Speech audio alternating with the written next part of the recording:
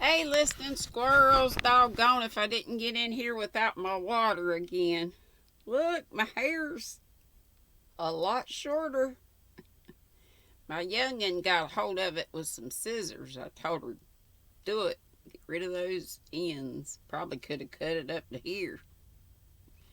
But anywho, we are not here to talk about my hair. I hope that I found another good one. Although very different, maybe. I'll read you what it says about it and about the author. The Water Ghost of Harrowby Hall by John Kendrick Bangs. The Water Ghost of Harrowby Hall is a ghost story by John Kendrick Bangs. It's about a ghost that manifests once a year on Christmas Eve and haunts a specific chamber in Harrowby Hall. The ghost always stays an hour, and if there is nobody in the room, she haunts the present owner of the hall instead, no matter where he may be in the world.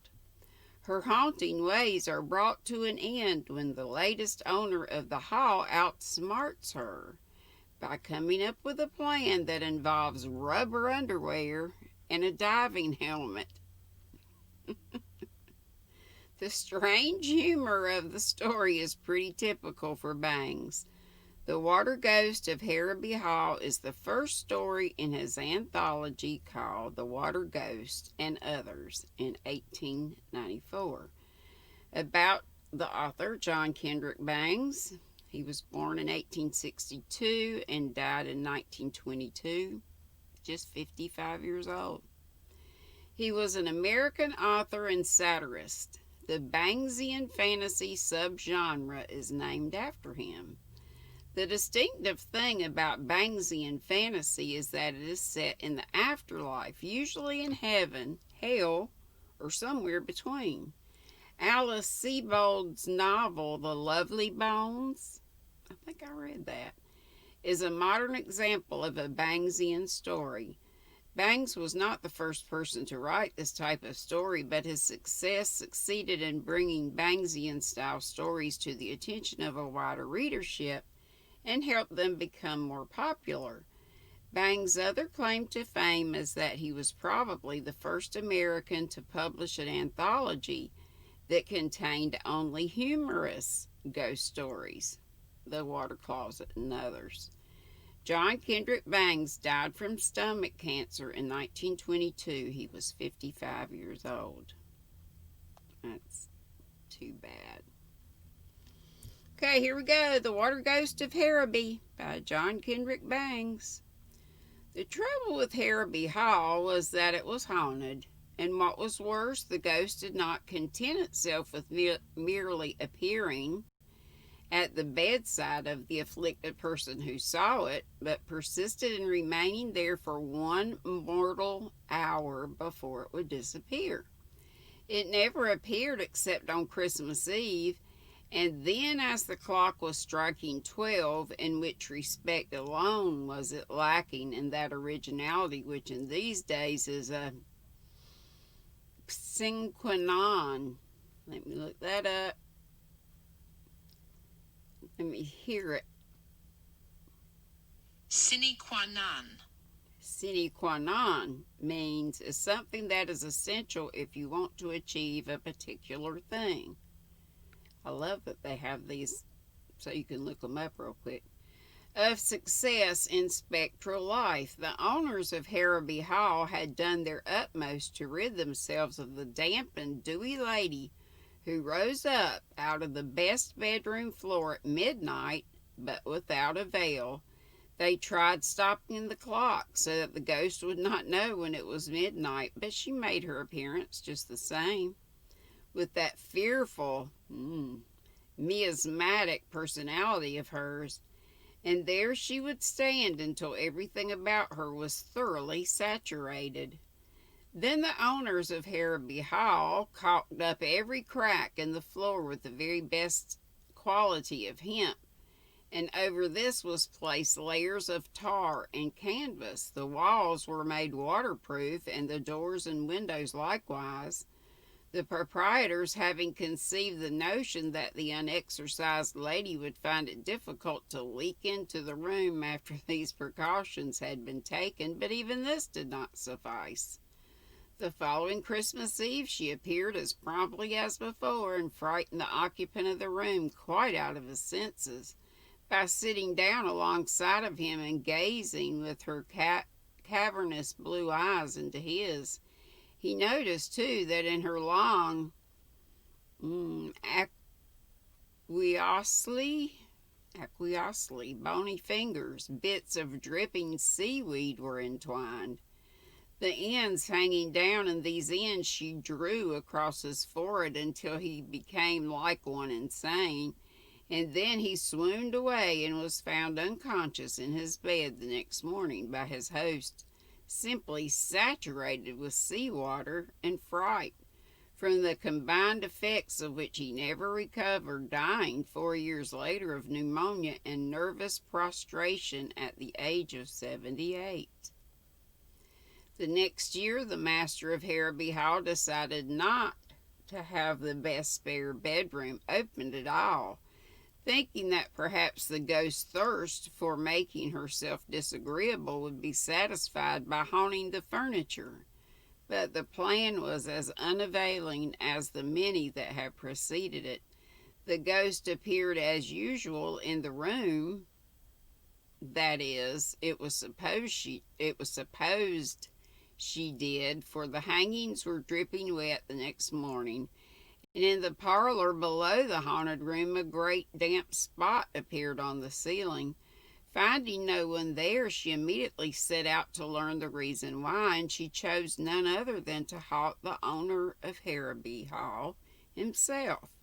She found him in his own cozy room, drinking whiskey undiluted, and felicitating himself upon having foiled her ghost ship, when all of a sudden the curl went out of his hair, his whiskey bottle filled and overflowed, and he was himself in a condition similar to that of a man who has fallen into a water butt.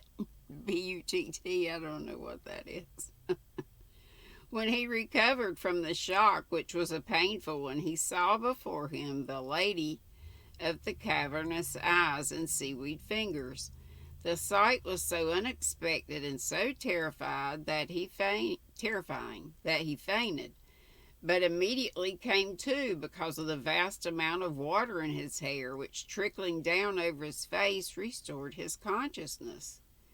Now it so happened that the master of Harrowby was a brave man, and while he was not particularly fond of interviewing ghosts, especially such quenching ghosts as the one before him, he was not to be daunted by an apparition. He had paid the lady the compliment of fainting from the effects of his first surprise, and now that he had come to be intended to find out a few things he felt he had a right to know, he would have liked to put on a dry suit of clothes first, but the apparition declined to leave him for an instant until her hour was up, and he was forced to deny himself that pleasure. Every time he would move, she would follow him, and the result that everything she came in contact with got a ducking.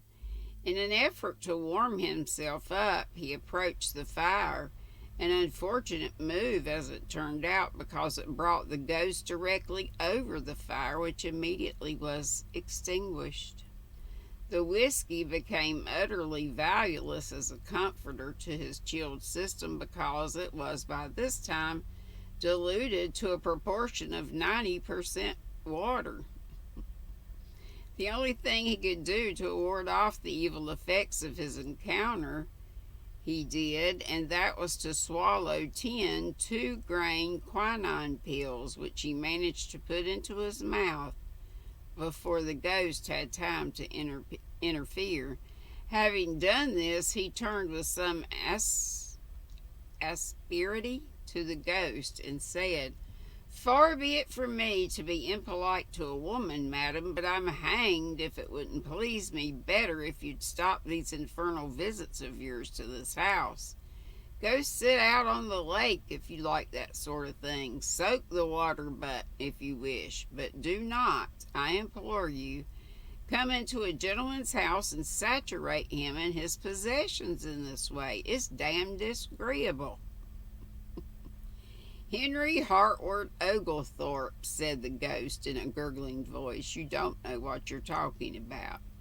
Madam, returned the unhappy householder, I wish that remark were strictly truthful. I was talking about you. It would be shillings and pence, nay pounds, in my pocket, madam, if I did not know you.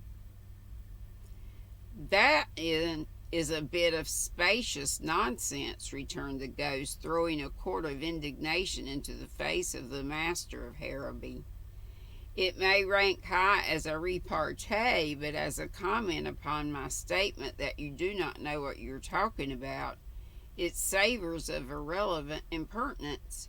You do not know that I am compelled to haunt this place year after year by inexorable fate. It is no pleasure to me to enter this house and ruin and mildew everything I touch. I never aspired to be a shower bath, but it is my doom. Do you know who I am? No, I don't, returned the master of Harrowby. I should say you were the lady of the lake, or little Sally Waters.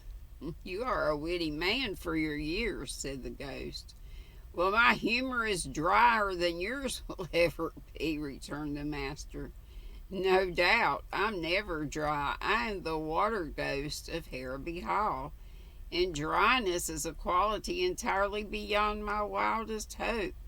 I've been the incumbent of this highly unpleasant office for 200 years tonight. How the deuce did you ever come to get elected? Asked the master. Through a suicide, replied the spectre. I am the ghost of that fair maiden whose picture hangs over the mantelpiece in the drawing room. I should have been your great, great, great, great, great aunt if I had lived, Henry Hartwick Oglethorpe, for I was the own sister of your great, great, great, great grandfather. But what induced you to get this house into such a predicament? I wasn't to blame, sir, returned the lady. It was my father's fault. He it was who built Harrowby Hall, and the haunted chamber was to have been mine. My father had it furnished in pink and yellow, knowing well that blue and gray formed the only combination of color I could tolerate. He did it merely to spite me, and with what I deem a proper spirit I declined to live in the room, whereupon my father said I could live there or on the lawn. He didn't care which. That night I ran from the house and jumped over the cliff into the sea. All because her room was a color she didn't. That was rash, said the master of Harrowby. So I've heard, returned the ghost. If I had known what the consequences were to be, I should not have jumped, but I really never realized what I was doing until after I was drowned. I had been drowned a week when a sea nymph came to me and informed me that I was to be one of her followers forever afterwards, adding that it should be my doom to haunt Harrowby Hall for 1 hour every Christmas Eve throughout the rest of eternity. I was to haunt that room on such Christmas Eves as I found it inhabited, and if it should turn out not to be inhabited, I was and am to spend the allotted hour with the head of the household. I'll sell the place. That you cannot do, for it's also required of me that I shall appear as the deeds are to be delivered to my purchaser and divulge to him the awful secret of the house. Do you mean to tell me that on every Christmas Eve that I don't happen to have somebody in that guest chamber, you're going to haunt me wherever I may be, ruining my whiskey, taking all the curl out of my hair, extinguishing my fire, and soaking me through to the skin? Demanded the master. You have stated the case, Oglethorpe. And what is more, said the water ghost, it doesn't make the slightest difference where you are. If I find that room empty wherever you may be, I shall douse you with my spectral prez. Here the clock struck one, and immediately the apparition faded away. It was perhaps more of a trickle than a fade, but as it as a disappearance, it was complete. "By St. George and Dragon!" ejaculated the master of Harrowby, wringing his hands. "It is guineas to hot cross buns that next Christmas there's an occupant of that spare room where I spend the night in a bathtub." But the master of Harrowby would have lost his wager had there been anyone there to take him up, for when Christmas Eve came again, he was in his grave, never having recovered from the cold contracted that awful night.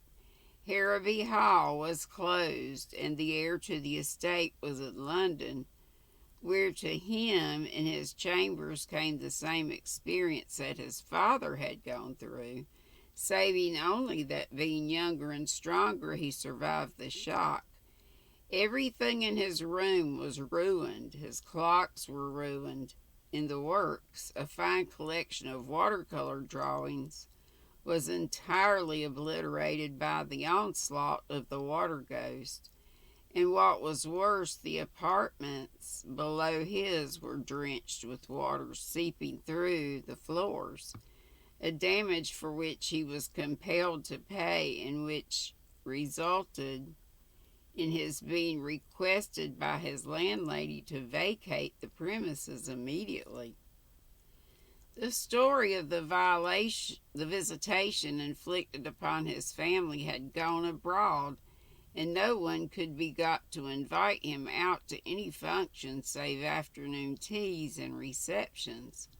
Fathers of daughters declined to permit him to remain in their homes later than 8 o'clock at night, not knowing but that some emergency might arise in the supernatural world which would require the unexpected appearance of the water ghost on nights other than Christmas Eve, and before the mystic hour when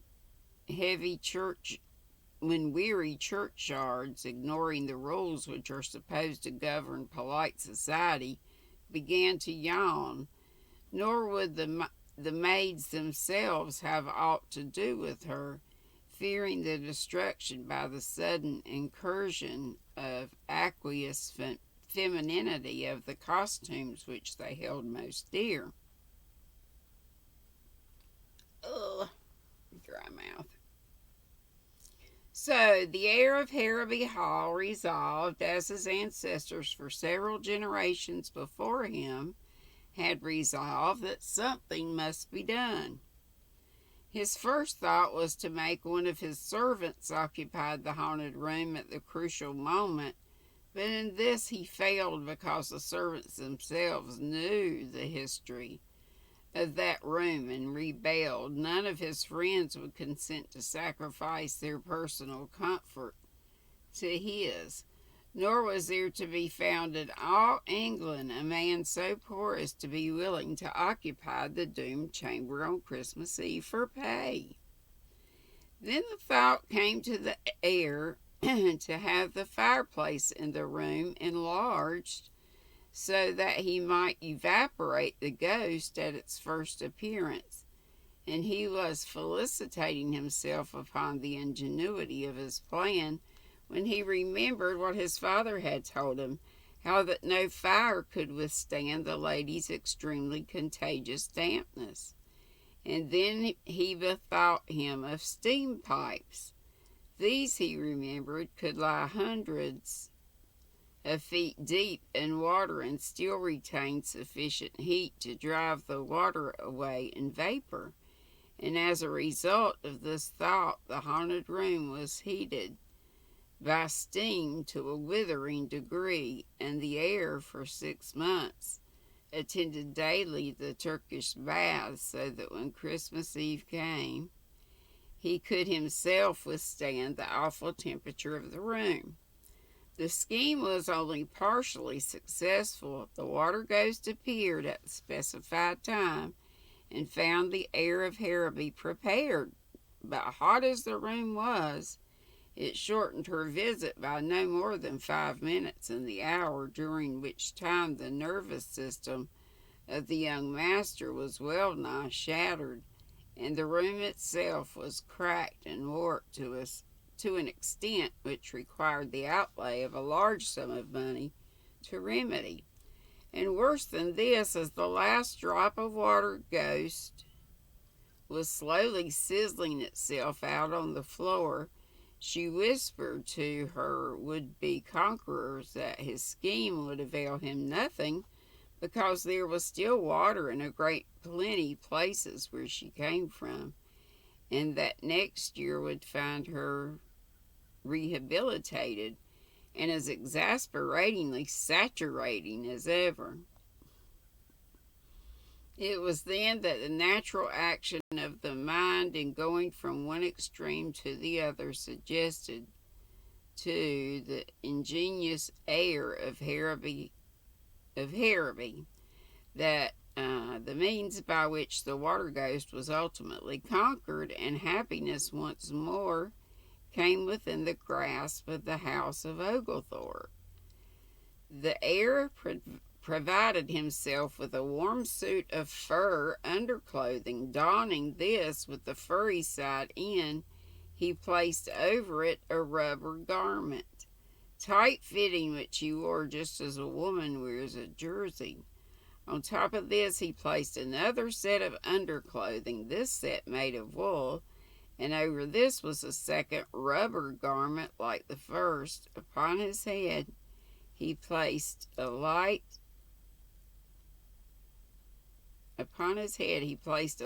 and comfortable diving helmet, and so clad on the following Christmas he awaited the coming of his tormentor. It was a bitterly cold night, and that brought to a close this 24th day of December. The air outside was still, and the temperature was below zero.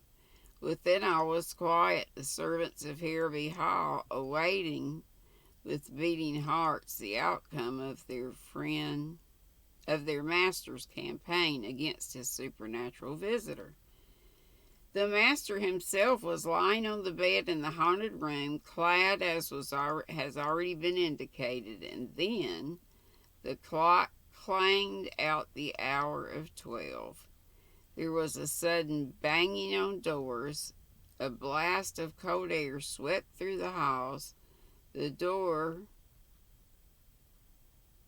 leading into the haunted chamber flew open. A splash was heard, and the water ghost was seen standing at the side of the heir of Harrowby, from whose outer dress there streamed rivulets of water, but whose own person, deep down under the various garments he wore, was as dry and warm as he could have wished. "Ha," said the young man of Harrowby, "I am glad to see you." "You are the most original man I've met, if that's true," returned the ghost. "May I ask where did you get that hat?" Certainly, madam," returned the master, "certainly. It is a little portable observatory, had made just for such emergencies as this. But tell me, is it true that you are doomed to follow me about for one mortal hour, to stand, where I stand, to sit where I sit?" "That is my delectable fate," returned the lady. "We'll go out on the lake," said the master, starting up. "You can't get rid of me that way," returned the ghost. "The water won't swallow me up. In fact, it will just add to my present bulk." "Nevertheless," said the master firmly, "we will go out on the lake." "But, my dear sir," replied the ghost with a pale reluctance, "it's fearfully cold out there. You will be frozen hard before you've been out 10 minutes. Oh, no, I'll not, replied the master. I'm very warmly dressed. Come. The last in a tone of command that made the ghost ripple. And they started. They had not gone far before the water ghost showed signs of distress. You walk too slowly, she said. I am nearly frozen. My knees are so stiff now I can hardly move. I beseech you to accelerate your step. I should like to oblige a lady, returned the master.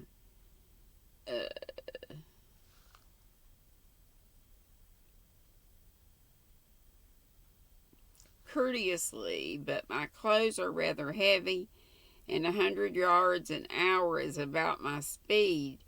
I think we would better sit down here on this snowdrift and talk matters over. Do not do so, I beg, cried the ghost. Let me move on. I feel myself growing rigid as it is. If we stop here, I shall be frozen stiff. That, madam, said the master slowly, and seating himself on an ice cake, that is why I have brought you here. We have been on this spot just 10 minutes. We have 50 more. Take your time about it, madam, but freeze. That is all I ask of you.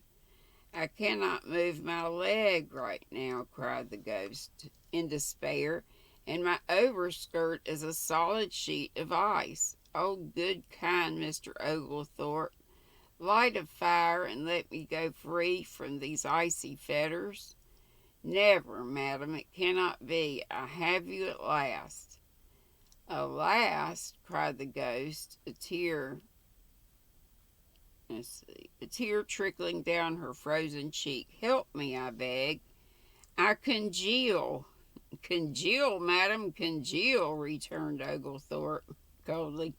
You have drenched me in mine for 203 years, madam. Tonight you have your last drench.